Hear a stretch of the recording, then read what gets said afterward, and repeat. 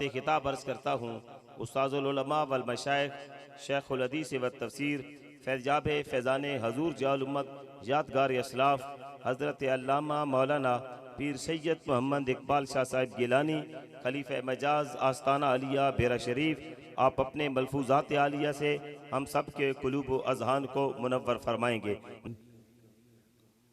اما بعد فاعوذ باللہ من الشیطان الرجیم، بسم اللہ الرحمن الرحیم۔ ذالک الکتاب لا ریب فیہ، صدق اللہ مولانا العظیم وبلغنا رسولہ النبی الامی الکریم۔ تمام حضرات محبت اور شوق سے حضور علیہ الصلاۃ والسلام کی بارگاہ میں ہدیہ درود و سلام عرض کریں۔ الصلاۃ والسلام علیک یا رسول اللہ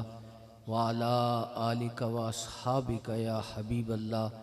الصلاۃ والسلام علیک یا شفیع المذنبین وعلی آلک و اصحابک یا رحمت للعالمین۔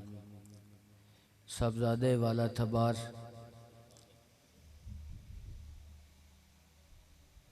نعیم الدین شاہ صاحب مدد اللہ العالی، صاحبزادہ والا تبار آستانہ عالیہ خواجہ آباد شریف کے چشم و چراغ ڈاکٹر محمد علم الدین شاہ صاحب، دیگر علماء کرام مشائخ اعظام، اللہ تبارک و تعالی کا احسان اور اس کا شکر کہ ہمیں اللہ کے نیک بندوں کی محفل منعقد کرنے کی توفیق عطا ہوئی۔ میں اکثر یہ روایت بیان کرتا رہتا ہوں کہ ملا علی قاری رحمۃ اللہ تعالی علیہ نے ذکر فرمایا، تتنزل الرحمت عند ذکر الصالحین،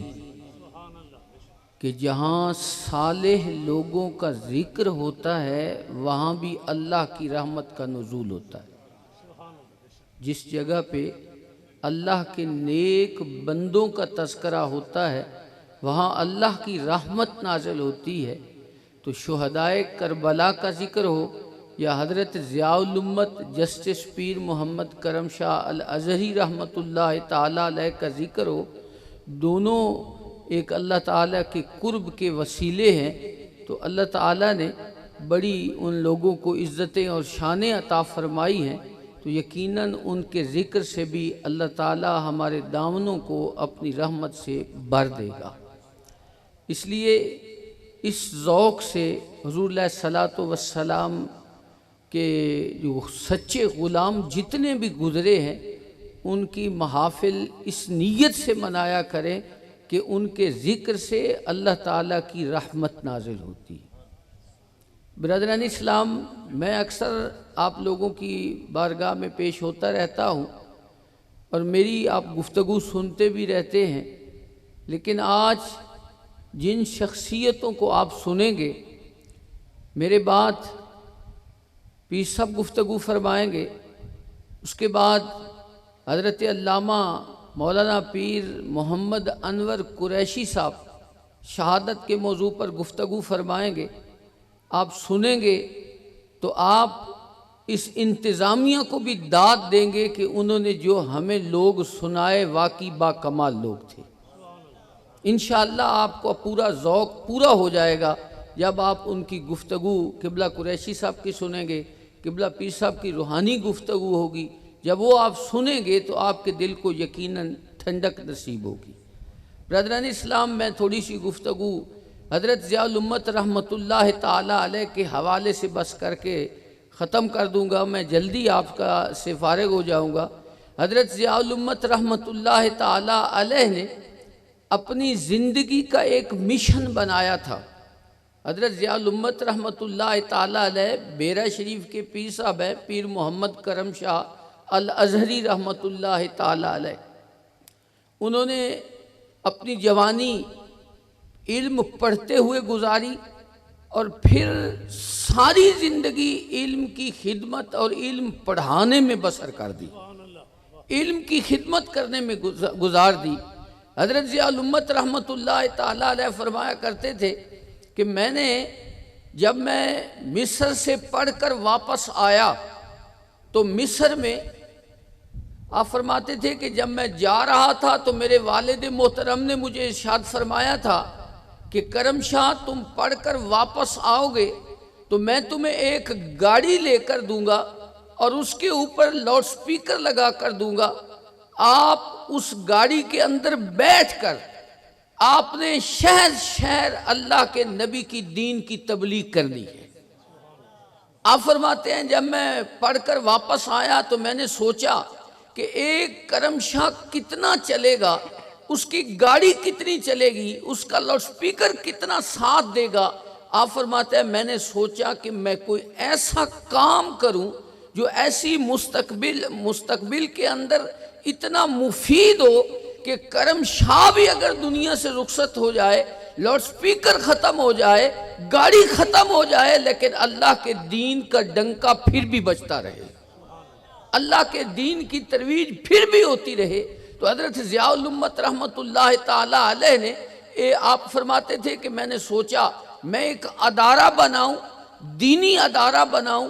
جس کے اندر لوگوں کو دین کی تعلیم بھی دی جائے اور لوگوں کو دنیا کی جو تعلیم ہے وہ بھی دی جائے۔ تو حضرت ضیاء الامت رحمۃ اللہ تعالیٰ علیہ نے ایک ایسا نصاب بنایا کہ جس کے اندر پڑھنے والا اس کی دونوں آنکھیں روشن ہو جاتی ہیں، جہاں وہ کالا کالا رسول اللہ کی صدا بلند کرتا ہے، اس کے ساتھ اس کے پاس یہ جو عصری علوم ہوتے ہیں اس کا بھی علم موجود ہوتا ہے اور اس کو بھی وہ سمجھتا ہے۔ تو اس لیے حضرت ضیاء الامت رحمۃ اللہ تعالیٰ علیہ نے وہ ایک نصاب مرتب فرمایا،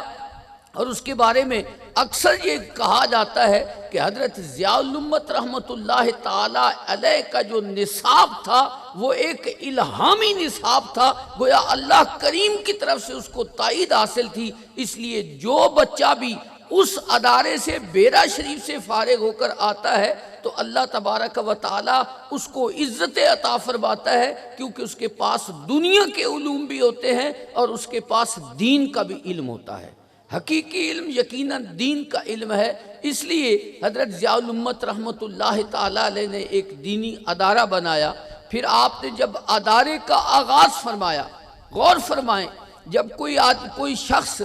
اپنی بڑی عمر کو پہنچتا ہے تو وہ اگر کوئی مسند نشین ہوتا ہے تو لوگ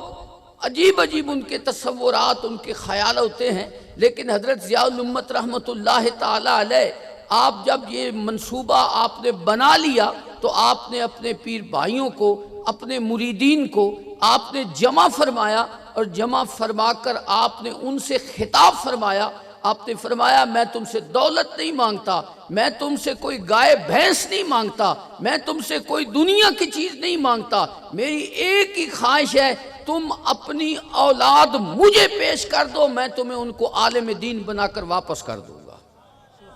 حضرت ضیاء الامت رحمۃ اللہ تعالیٰ علیہ نے یہ کام کیا۔ آج الحمدللہ آپ فرمایا کرتے تھے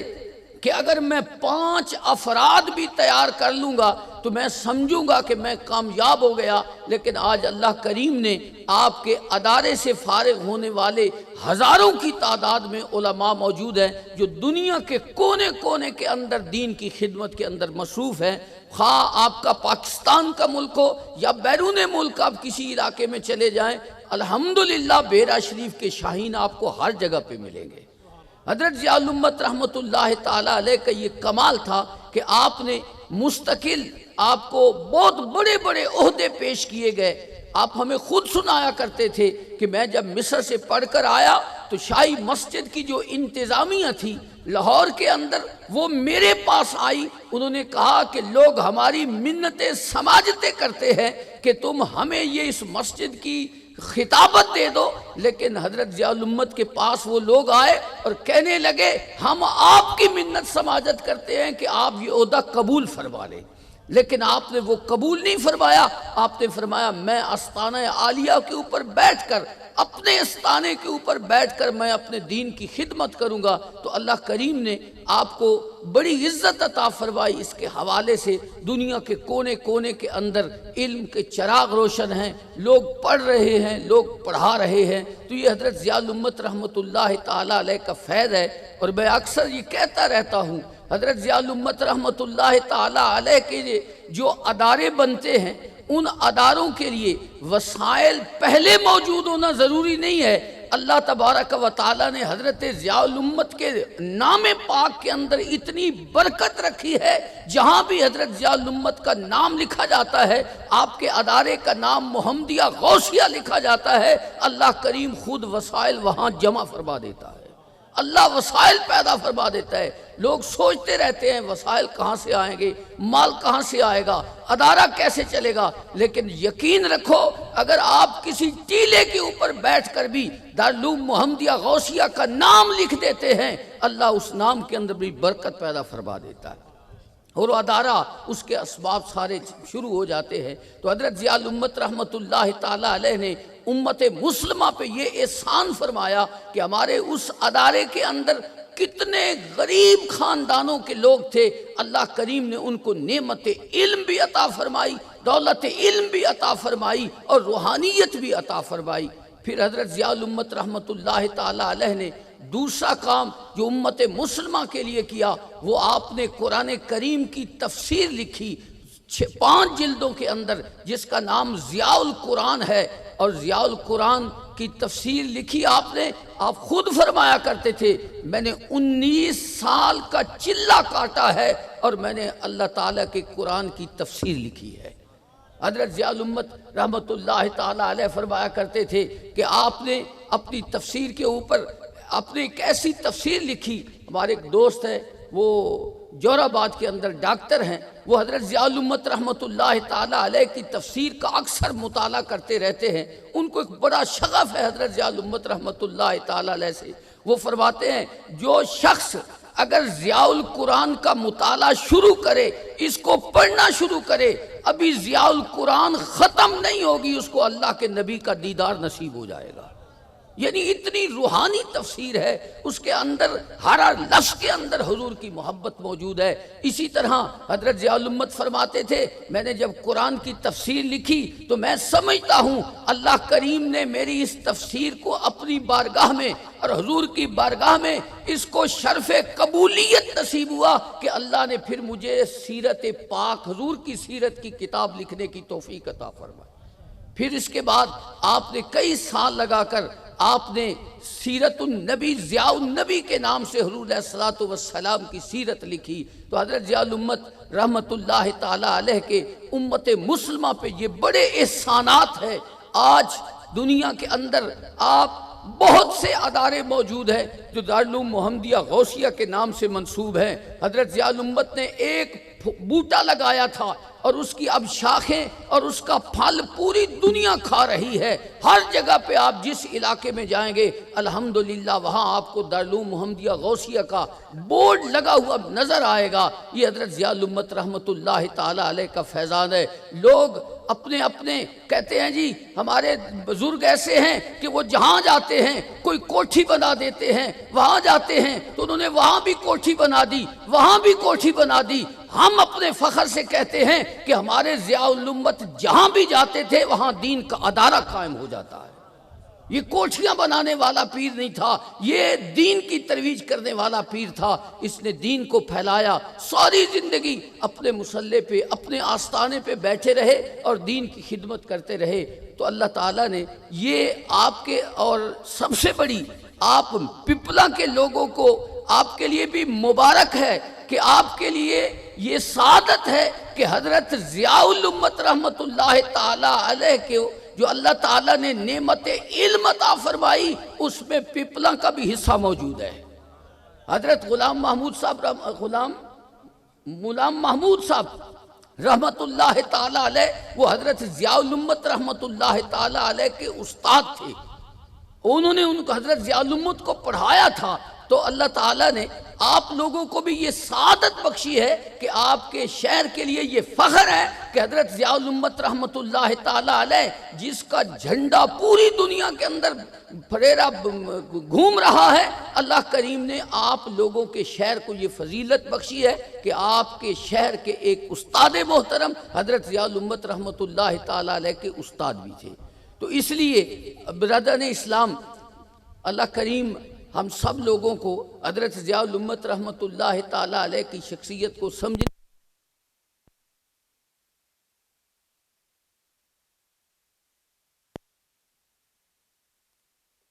زندگی دین پڑھتے پڑھاتے گزر گئی،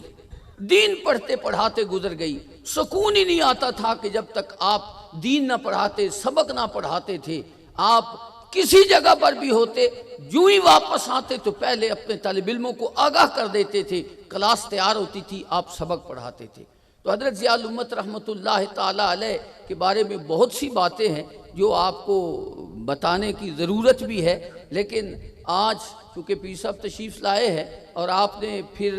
اتنا لمبا سفر کر کے آپ تشریف بھی لائے، پھر واپس سفر پہ جانا بھی ہے، تو اس لیے میں تو آپ کے پاس وقتاً فوقتاً حاضر ہوتا رہتا ہوں۔ اللہ تعالیٰ حضرت ضیاء الامت رحمۃ اللہ تعالیٰ علیہ کا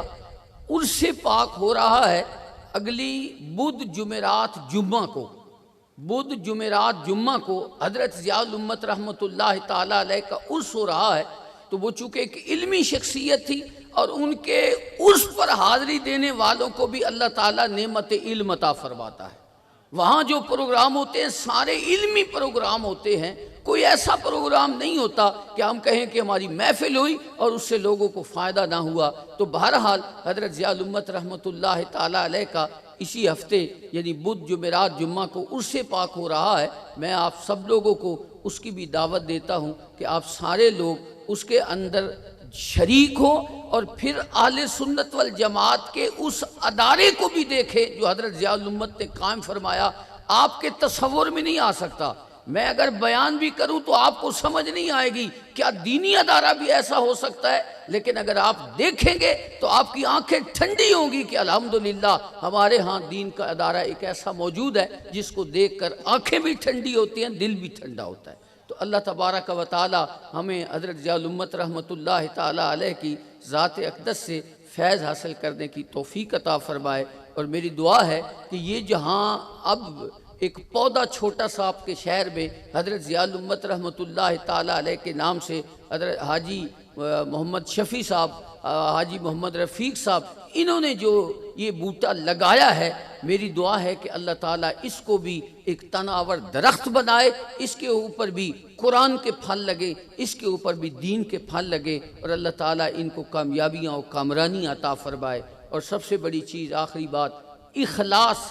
جو کام بھی کیا جائے اخلاص کے ساتھ کیا جائے تو اس کے اندر کبھی کوتاہی نہیں ہوتی، کبھی کمی نہیں آتی۔ اللہ تبارک و تعالیٰ اس کو دن دگنی رات چگنی ترقیاں عطا فرماتے۔ اخلاص کا مطلب یہ ہے کہ جو کام بھی کیا جائے اللہ اس کے رسول کی رضا کے لیے کیا جائے۔ جب وہ کیا جاتا ہے تو اللہ تعالیٰ خود مدد فرماتا ہے، خود وسائل بھیج دیتا ہے، خود اللہ تعالیٰ توفیقات عطا فرماتا ہے۔ تو میری دعا ہے کہ اللہ تعالیٰ اس ادارے کو بھی حضرت ضیاء الامت رضی اللہ تعالیٰ عنہ کے فیض سے فیض یافتہ فرمائے، اور اللہ تعالیٰ اس کو دن دگنی رات چگنی ترقی عطا فرمائے۔ وآخر دعوانا ان الحمد للہ رب العالمین۔